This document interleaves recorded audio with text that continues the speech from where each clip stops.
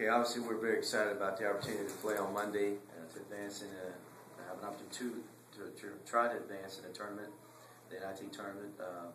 We play a team that's won 25 games already. I think they won their league in Missouri Valley, which is a well-respected league, well-coached, senior-laden team, and can really shoot the basketball. So we understand what's ahead of us on Monday night, playing a team that is very capable of winning the whole tournament. So it's a great opportunity for us. Coach, can you talk about Reggie, where he's improved, and also kind of a two-part question, where does the next step where he needs to go? Well, I think Reggie's made great strides since he's been here. I go back to when he first got here to where he's at right now, and there's no question his game has gone to a level that we thought it could get to. But I still think Reggie's best basketball is ahead of him. Areas he's improved on in terms of there's not a lot of guys like him in the country that can score with their back to the basket, and I mean he has ability to create points, and create fouls. He's also a tremendous rebounder. He has great instincts around the basket and going to get rebounds. So areas he continually needs to grow in is his conditioning and stamina and being a little bit quicker, and that will come as he continues to work on his body. Reggie, kind of the same thing. Where do you see yourself going? You've obviously improved a lot in the first couple of years here. What things are you working on to continue to improve? Coach said on the head, my condition, my body. This summer's going to be a big summer, all summer for me. To come back next year, be able to help this team win a lot more ball games than we did this year or whatnot. So it's going to be a big all summer for me.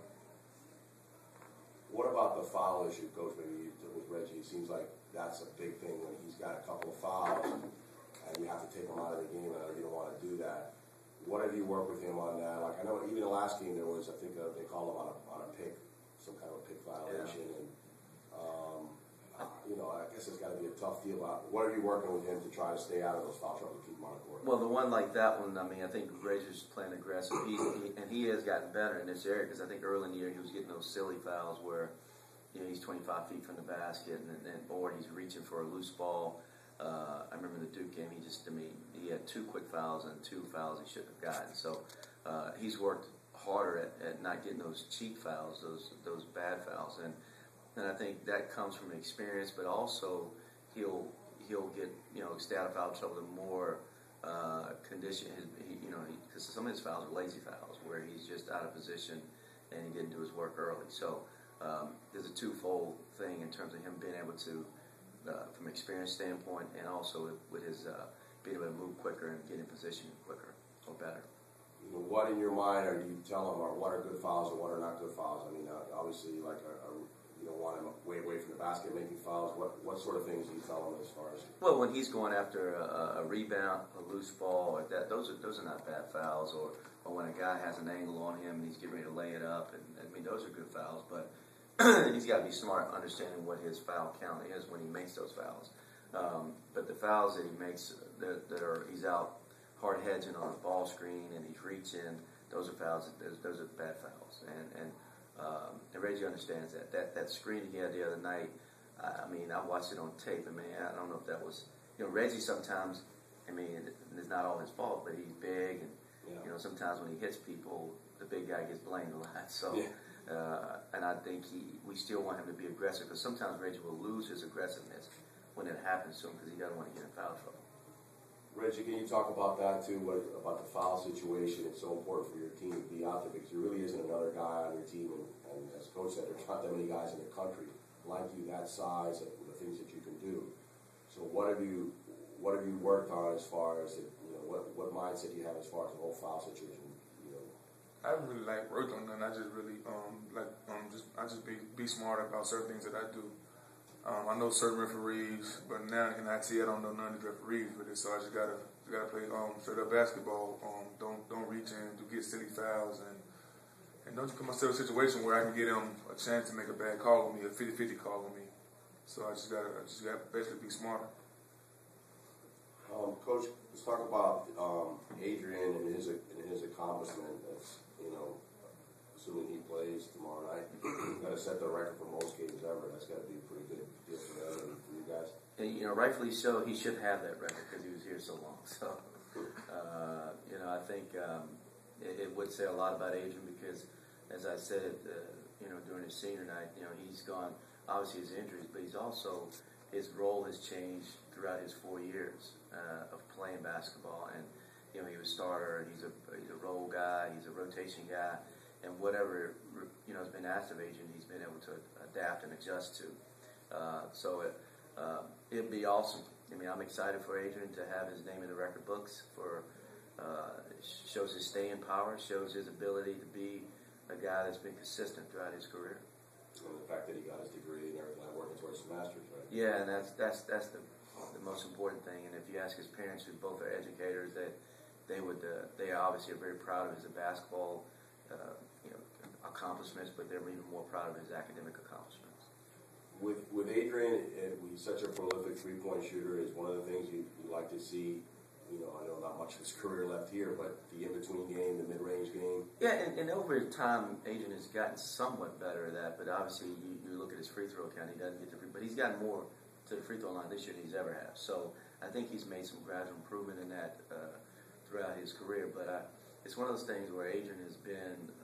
That's what he's been for us. And when you have a team, everybody has their role, and I think it would have made Adrian a more well-rounded player if he was able to continue to establish that part of his game. Does he just not feel comfortable in the mid-range? I think he's spent so much time on the perimeter, and he's very comfortable out there. But he does have the ability to drive the ball. He does have the ability to straight line drive it.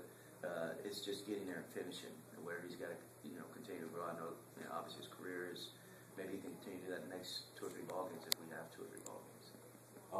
Talking about Missouri State. Mark and I were talking, a very veteran team, a lot of continuity. They started the same guys all 5 years. What kind of challenges do they present for you? Well, you just said it. There's so much of college basketball when you have teams that are very good. So much of it is on experience, and that's why you see in the tournament, NCAA tournament, where teams that can upset teams, and even in our tournament, Morehead State, because they're a senior-laden team, things doesn't faze them. And Missouri State's not. They played a 4-point game at Tennessee early in the year, the 125 ball games. We understand what we're going to whoop against. This is going to be a veteran club that knows how to win. They can shoot the basketball, and they're well coached. So it's going to be a tremendous challenge for us to win on Monday night. What have you seen on tape of them? Do they? My understanding is they play a lot of man. They play man. They play mostly man, and they have sprinkled some zone in throughout the year, but they're primarily man-to-man defensive team. They play hard, very hard. They're a scrappy bunch. They don't have a lot of great size, but they're going to compete and fight in the post position.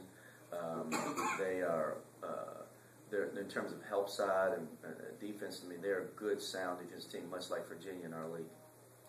And Reggie, this one for you about that. Knowing that they play a lot of man, almost even exclusively man, how does that bring a smile to your face? That they're going to try to man you up?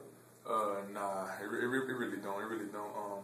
I'm pretty sure if I was to go out there and get, I would say a double team and whatnot. So I'm definitely not going to go out there with the mindset, it's 1-on-1, I can do this, do that. So I'm not even expecting that at all. Right. They're going to man coach, you think, but they're going to probably try to double, and then they're a well-coached team. They're not going to let just one guy just take the game on. Like Reggie, as he just said, I imagine if he does have an opportunity to score, they're not going to just let him continue to score. Their post guys are very physical and they work very hard, and I do think that they'll make adjustments if he does have that kind of opportunity. But they're a very sound defensive team. They're only giving up 62 points a game. But that's one of Reggie's strengths, though, too. They playing man defense, that he passes out of the block. He does pass the ball, and we need him to be patient with his passing too. Sometimes Reggie will try to home run play. We need him just to be solid sometimes with his passing, because he does have the ability, more than any post guy we've ever had here, that can make decisions and make solid passes. That's a tremendous trait for a big man, and we're excited about having a guy like that because it makes guys around him better. Our perimeter guys understand that too. They're always ready, knowing that Reggie, if he doesn't feel right, he will pass the ball. Is everybody healthy going in tomorrow night? Gary's is still a little gimpy. You know, he turned his ankle in the first half of the game, and he practiced, but he's still not, you know, his lateral quickness is not where it needs to be, so he's still, you know, working towards that. You expect him to play some? I do. That's all I got.